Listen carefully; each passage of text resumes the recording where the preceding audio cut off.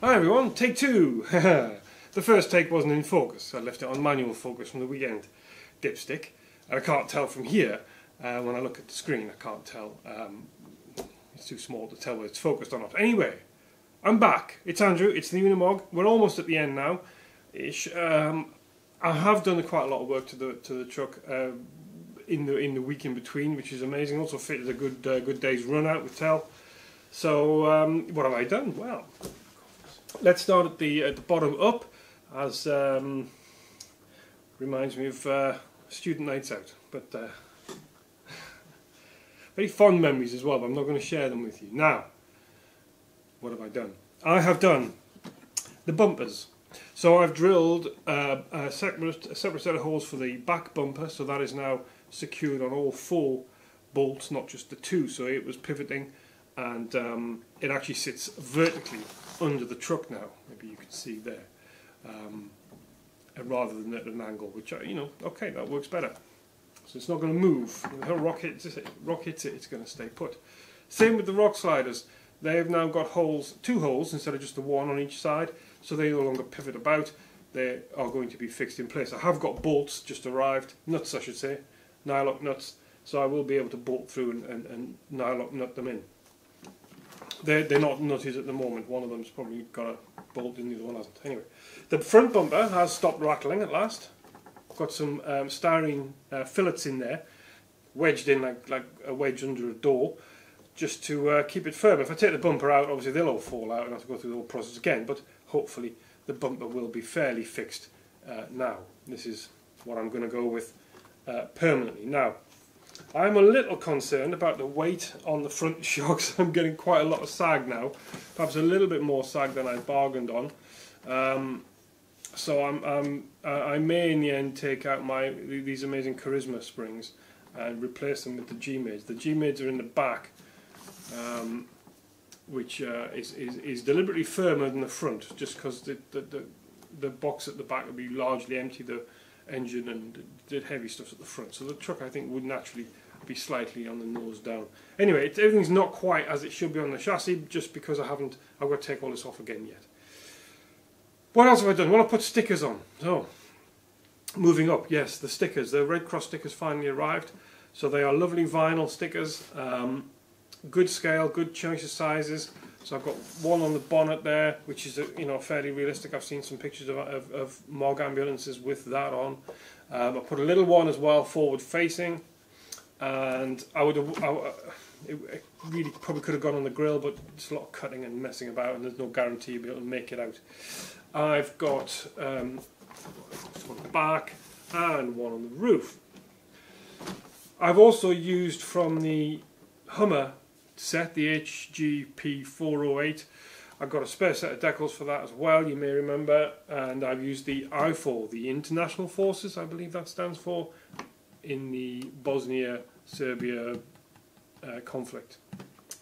So I'm going to say that the box, there's no markings like that on the cab. The box served in that war. It has been transplanted, of course, onto a different chassis and cab, hence the camouflage differences. That's the story, and I'm sticking to it. Moving on up, I've got the interior in the cab now. Again, Frank's in there, and hopefully for the last time, although I think his leg is interfering with the fit in with the front suspension towers, because I can't get the cab on in exactly the central position. So I think there may have to be some operation performed there. But I had it in okay before, so more jiggling probably is all that's needed. Again, more Friday night advice perhaps. Now, moving on up from there, the roof rack is on the cab as well. Very good it is too, fits beautifully. There's a tiny little sliver of gap between the roof hatch and the bottom of the rack. And I get some jerry cans and stuff laid down in there. Nothing tall, just some jerry cans maybe, or something in there. I don't want to not put the tyre in. Remember, the spare tyre is going to go down here, okay? On the sliver of a spare tyre that I've left, that I've cut out, is going to sit under the cab there. Round the back you can see I've got glazing in. So finally last night I put the glazing in. Basically they just give you a set of, you just get a set of clear strips of styrene, and you have to cut them and glue them in yourself. So they're just super glued on the back of the box. Not a great deal of care and attention has gone into that fact, because you're not going to be able to see in, that's the point. So I've got a little bit of super glue bloom on some of them, you may pick up. So I'll get the camera in close, you can have a little look at the at this one particularly, and then I'll show you what I'm planning to do with the others. Okay, so the only window I've blacked out at the moment is the one on the door here, where the battery is going to be. The battery coffin is going to sit in there, where I can slide the battery in and out. So this is a white blind, and I've put a Unimog anniversary decal on it that I have. Didn't want it all military on this, just a little bit of, maybe a bit of light-hearted civilian type stickers on these, let's say, window blinds. So what I've done, I basically take a sheet of styrene, a little patch of styrene, and I've glued it onto some foam strips, and then the foam strips onto the door. So there is a gap, you see there is a thickness to the blind. It is offset slightly. I mean, this door has a sort of recess for the window anyway, so the window does sit a little bit back in the frame compared to these, which are very flush. These are, this is one that sits a little double depth, if you will. I don't really know why either, to be honest. Maybe that's just the way he made the door for a change. Instead of, this is just flat. Behind the inside of the box, it's just a flat sheet, so you just glue it onto the back of that. But this has got a recess. So the blind sits further back still than the glass, so there's a little bit of a depth, a little bit of, didn't want it pushed up straight against the glass. So in more detail, let me show you this. See the picture, the camera gets it. So this is what's going to go on the inside of the other windows, the little ones of these, copies of this. So it's a sheet of styrene again, with some duct tape on it, black duct tape, or Gorilla Tape as it is. It's got a little bit of a texture on it, which I think, I'm hoping just stops it looking like paint. I'm going to matte varnish this, so I'll matte lacquer it so it takes the shine off. And there's the foam strips from actually the CA30 kit.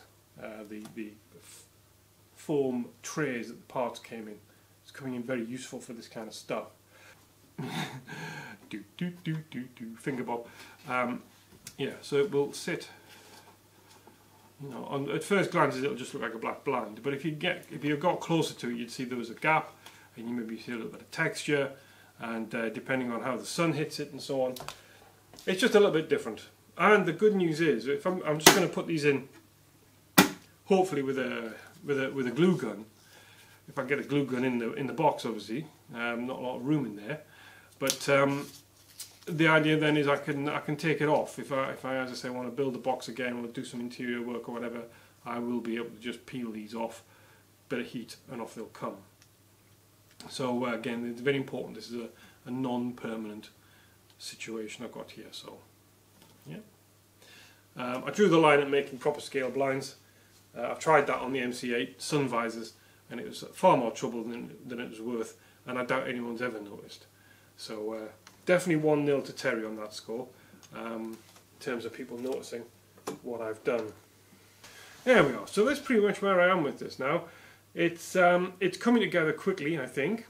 Getting the markings on is a big step forward for me, because it stops it looking. It just gives it some feature, gives it some life. I think when you put stickers and markings on a truck, it makes it kind of come to life a little bit. So yes, once I've got the blinds in and I'm happy with all that, because I don't want to put the weathering on and then handle it a lot, you see. So I'm trying to get all these bits and pieces done before I do the weathering, because once that's done, it's kind of done. I don't want to be picking it up and driving it about and, you know, marking it unintentionally. So yeah, that's that to do.